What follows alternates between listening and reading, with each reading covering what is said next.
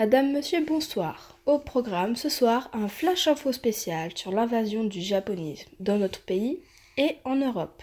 Cette invasion prend de plus en plus d'ampleur. Cette tendance se développe à grande échelle et devient omniprésente dans notre quotidien. Ikuko est avec nous ce soir en direct pour nous expliquer cette situation.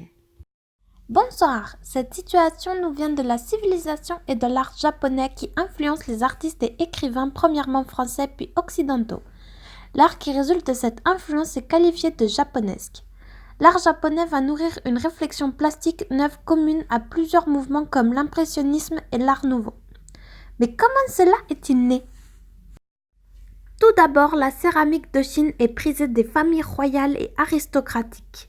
La chute de la dynastie Ming en 1644 provoque un coup d'arrêt à l'exportation des porcelaines chinoises.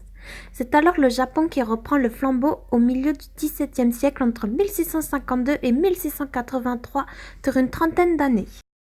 Mais je vais vous expliquer comment va s'étendre ce mouvement à travers les différents domaines. Nous allons commencer par la céramique qui est l'un de nos plus anciens savoir-faire.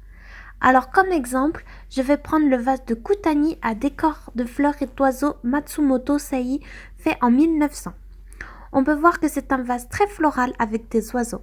Il est monochrome avec un rouge assez vif qui contraste avec le blanc. Des touches de doré ornementent ce vase. On retrouve des détails très précis qui reflètent les caractéristiques de l'art typique japonaise et qui reflètent aussi l'habileté remarquable tout en lui donnant un charme particulier. Par la suite, cet art se développera avec la peinture.